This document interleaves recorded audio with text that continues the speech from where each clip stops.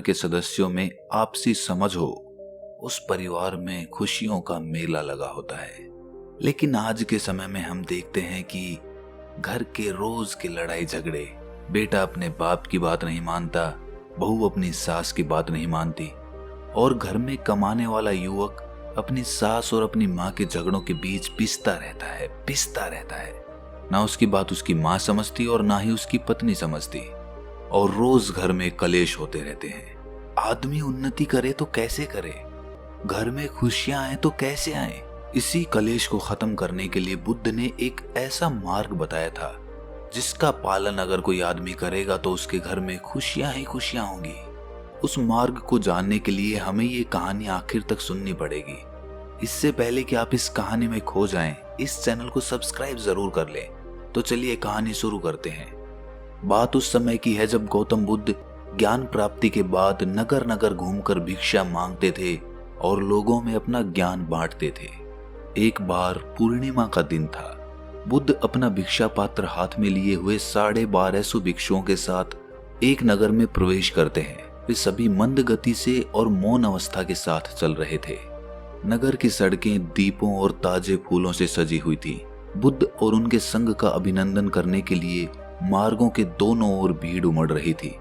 भिक्षु दल जब चौराहों पर आता तो भीड़ बहुत अधिक हो जाती और बुद्ध तथा भिक्षुओं को आगे बढ़ना भी कठिन हो जाता था। उनकी समझ में नहीं आ रहा था कि वो आगे बढ़े तो कैसे बढ़े। तभी वहां पर एक युवक वीणा बजाता हुआ आता है। उसके गायन का स्वर बहुत मधुर था। जब वो गाता और वीणा बजाता हुआ आगे बढ़ता तो लोग एक ओर हो जाते। इससे बुद्ध को आगे बढ़ने का मार्ग मिल जाता। वो युवक गाता रहा और बुद्ध के लिए भीड़ में से रास्ता निकालता रहा, और बुद्ध और सभी भिक्षु राजा के द्वार तक पहुंच गए। उस नगर के राजा बिंबिसार ने उन्हें अपने यहाँ पर भोज के लिए आमंत्रित किया था। राजा बिंबिसार 6000 आमंत्रित अतिथियों एवं अनुचरों के साथ बुद्ध का स्वागत करने द्वार तक आए और बुद्ध एवं भिक्षु दल को राजमहल के प्रांगण में ले गए, जहां अतिथियों की धूप से रक्षा करने के लिए विशाल शामियाना तना हुआ था। प्रांगण के मध्य में बुद्ध को परम आदर सहित बैठाया गया। भिक्षुओं के लिए भी स्थान सावधानी पूर्वक बनाया गया था। जब बुद्ध अपने स्थान पर आसीन हुए तो राजा ने अन्य सभी को अपने अपने आसनों पर विराजमान होने का निवेदन किया। इसके बाद बुद्ध और दूसरे भिक्षुओं ने भोजन ग्रहण करना शुरू किया। राजा बिंबिसार और दूसरे लोग उस समय पूर्णतः मौन रहे जब तक बुद्ध और भिक्षुओं ने भोजन ग्रहण नहीं किया। उनकी शांत तथा आनंदपूर्ण मुद्रा से समस्त राज्य के अतिथि अत्यधिक प्रभावित हुए। जब बुद्ध और 1200 भिक्षु भोजन कर चुके तो उनके भिक्षा पात्र ले लिए गए और उन्हें साफ करके उन्हें लौटा दिए गए। इसके बाद राजा बिंबिसार ने बुद्ध की ओर अभिमुख होकर हाथ जोड़े। राजा की इच्छा समझते हुए बुद्ध ने धर्म की देशना आरंभ की। उन्होंने पंचशील मार्ग की चर्चा करते हुए कहा कि इन्हें जो भी व्यक्ति अपनाता है उसके परिवार में और उसके राज्य में हमेशा शांति एवं प्रसन्नता बनी रहेगी। घर में खुशियां ही खुशियां होंगी। लेकिन अगर वो इस पंचशील मार्ग का पालन नहीं करते हैं तो उनका परिवार दुखों से ग्रस्त रहेगा और घर में कलेश होते ही रहेंगे। इसके बाद उन्होंने बताना शुरू किया कि पहला शील है जीव हिंसा से विरत रहना। आप सोच रहे होंगे कि जीव हिंसा से परिवार की खुशियों का क्या लेना देना। इस पर बुद्ध ने बताया कि इस शील का पालन करने से करुणा भाव जागृत होता है। सभी प्राणियों को मृत्यु का डर होता है। जैसे हमें अपने प्राणों का मोह होता है, उसी तरह हमें अन्य प्राणियों के प्राणों को समझना चाहिए। हमें केवल मानव हिंसा ही नहीं करनी चाहिए, वरन अन्य प्राणियों की हत्या करने से भी बचना चाहिए। हमें मनुष्य, पशुओं और पेड़ पौधों के साथ भी अहिंसा के भाव से रहना चाहिए। यदि हम अपने हृदय में प्रेम का भाव रखें तो हम कष्टों को कम करके जीवन को आनंदपूर्ण बना सकते हैं। यदि प्रत्येक नागरिक अहिंसा का व्रत ले ले तो सभी परिवारों में शांति बनी रहेगी।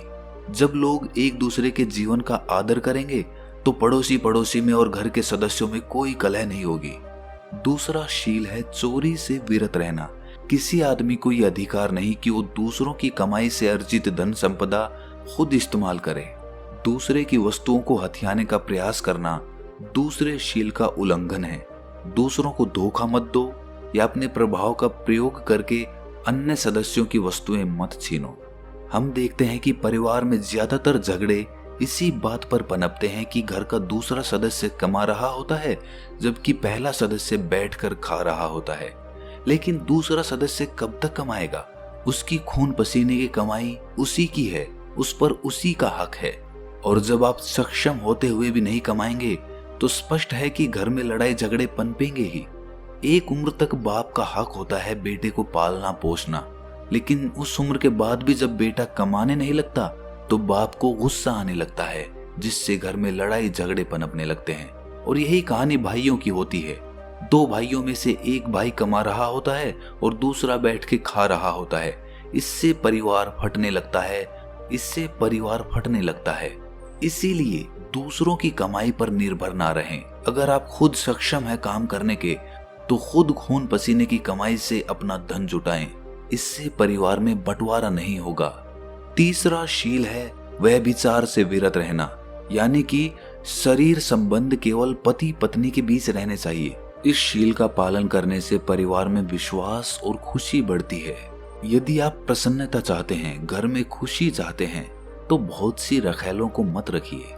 आजकल हम देखते हैं कि समाज में कितने तलाक हो रहे हैं। पति पत्नी में विश्वास ही नहीं रहा है। अगर पति अपने काम के सिलसिले में किसी औरत से बात कर रहा है तो पत्नी को शक हो जाता है, और यही बात पत्नी के साथ भी लागू हो जाती है, जिससे दोनों में विश्वास की बुनियाद नहीं बन पाती है। और अगर पति पत्नी में ही विश्वास नहीं रहेगा तो परिवार कैसे चलेगा? परिवार में खुशियां ही कैसे आएंगी? लेकिन अगर आपका आचार व्यवहार अच्छा है तो पति और पत्नी दोनों को एक दूसरे के बारे में पता चल ही जाता है, क्योंकि वो दोनों एक दूसरे के बहुत करीब होते हैं। तो अगर आप अपनी जगह सही हैं तो आपका परिवार हमेशा बना रहेगा और उसमें खुशियां भी आएंगी। चौथा शील है असत्य भाषण से दूर रहना। ऐसे वचन मत बोलिए जिससे विभाजन हो या घृणा बढ़े। आपके वचन सत्य पर आधारित होने चाहिए। हाँ कहने का अर्थ हाँ हो और नहीं कहने का अर्थ नहीं। शब्दों में विश्वास और प्रसन्नता जगाने की शक्ति होती है। शब्द ही गलतफहमी और घृणा भी पैदा कर सकते हैं, यहाँ तक कि उनके कारण हत्या और युद्ध होना भी संभव होता है। इसीलिए कृपया शब्दों का प्रयोग अधिकतम सावधानी से करें। हम देखते हैं कि घरों में जो सास बहू के झगड़े होते हैं वो सिर्फ भाषा की वजह से ही होते हैं। अगर हम सत्य बोलें, स्पष्ट बोलें और अपने शब्दों को माप तोल कर बोलें तो इससे घर में लड़ाई झगड़े बहुत कम होंगे। अगर होंगे भी तो इतना बड़ा रूप नहीं लेंगे, वो थोड़े समय में ही समाप्त हो जाएंगे। लेकिन जब हम लड़ने लगते हैं या गुस्सा करने लगते हैं तो हम कुछ शब्द ऐसे बोल जाते हैं जो जीवन पर्यंत हमारे दिल में चुभते रहते हैं और उस आदमी के प्रति हमारे मन में घृणा पैदा हो जाती है, जो कभी भी प्रेम में नहीं बदल पाती। तो आप कितने भी गुस्से में क्यों ना हो, अपने शब्दों को माप तोल कर ही बोलें। ऐसा कोई भी शब्द ना बोले जिससे दूसरे के दिल में आपके प्रति घृणा पैदा हो जाए। जिस बात पर आपकी चर्चा हो रही है उसी विषय के बारे में बोलें, दूसरे विषय को बीच में मत लेकर आएं। पांचवा शील है मद्यपान या नशीले पदार्थों से दूर रहना। मद्यपान और उत्तेजक पदार्थों के सेवन से चित्त की स्पष्टता समाप्त हो जाती है। जब कोई नशे में होता है तो वो स्वयं अपने लिए, अपने परिवार तथा दूसरे लोगों के लिए बहुत सारी कठिनाइयां पैदा कर देता है। इस शील पर आचरण करने से शरीर और मन स्वस्थ रहता है। बहुत से लोग मदिरा पान करने के आदी होते हैं। मदिरा पान करके घर आते हैं तो घर वाले परेशान होते हैं, उनका धन भी खत्म होता है और वो खुद भी बीमारियों का शिकार होते हैं, जिसके बाद उसके परिवार को बहुत सारे कष्ट उठाने पड़ते हैं। अगर हम इस शील का पालन करते हैं तो इससे ना तो हमारे घर में लड़ाई झगड़े होंगे, आपका स्वास्थ्य भी बना रहेगा और धन भी जुड़ा रहेगा। यदि सब लोग इन पंचशीलों का अध्ययन और पालन करें तो इससे आपका परिवार बहुत सुख से रहेगा।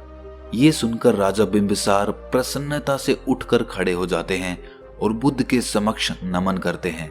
इसके बाद उनकी रानी ने कहा कि बुद्ध देव, यहाँ पर मेरे बच्चे के अलावा 400 दूसरे बच्चे भी उपस्थित हैं। क्या आप इन्हें भी इनके सुनहरे भविष्य के लिए कुछ मार्ग दिखा सकते हैं? बुद्ध ने मुस्कुराकर सामने बैठे बच्चों को संबोधित करते हुए कहा कि बच्चों, मानव जीवन प्राप्त करने से पहले मैं पृथ्वी, पत्थर, पौधों, पक्षियों और अन्य अनेक प्रकार के पशुओं की योनि में रह चुका हूँ। तुम्हारी भी हालत यही रही थी। आज तुम लोग मेरे सामने इसीलिए बैठे हो कि पिछले जन्मों में हमारा कुछ ना कुछ संबंध रहा होगा। संभव है कि किसी अन्य जीवन में हम एक दूसरे के जीवन में हर्ष या दुख के कारण रहे हों। आज मैं आपको वो कहानी सुनाऊंगा जो हमारी हजारों योनियों पहले की है। ये कथा एक बगुले, एक केकड़े, एक वृक्ष और मछलियों की है। संभव है कि इनमें से कोई बगुला, केकड़ा या मछलियों में से एक रहा हो। मैं उस समय एक वृक्ष था। बगुला बहुत धोखेबाज था और उसके कारण मुझे बहुत कष्ट सहना पड़ता। लेकिन उस कष्ट से मैंने ये सबक अवश्य पाया कि जो दूसरों को धोखा देता है या कष्ट पहुंचाता है, वो किसी न किसी दिन स्वयं भी कष्ट पाता और धोखा खाता है। वृक्ष के रूप में मैं एक बहुत ही सुंदर कमल सरोवर के किनारे खड़ा था। सरोवर में मछलियां नहीं थी, किंतु पास ही में एक उथला तालाब था जिसमें बहुत सी मछलियां, झींगा मछलियां और एक केकड़ा रहता था। ऊपर उड़ते बगुले ने उस तालाब को देखा और मछलियां खाने की योजना बनाई। वो उसके किनारे बहुत ही उदास होकर मुंह लटकाए खड़ा हुआ था।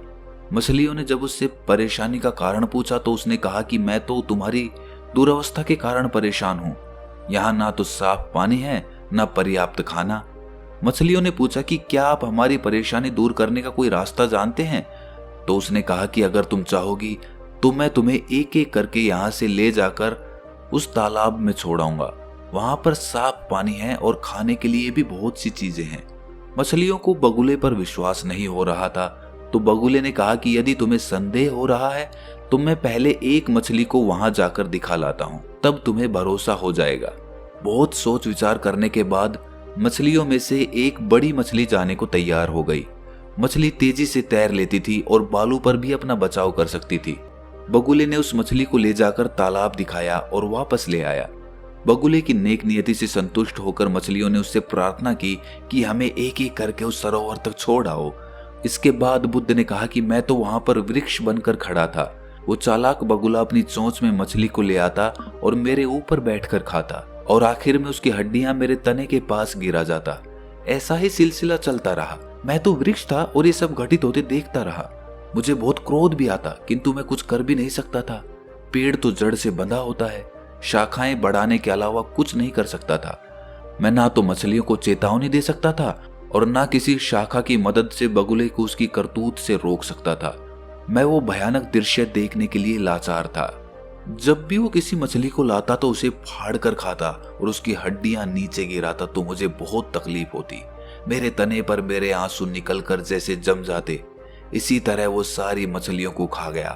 वृक्ष होने के कारण मैं जंगल की शोभा ही बढ़ा सकता था। यदि मैं हिरण या मनुष्य होता तो मछलियों के लिए कुछ करता।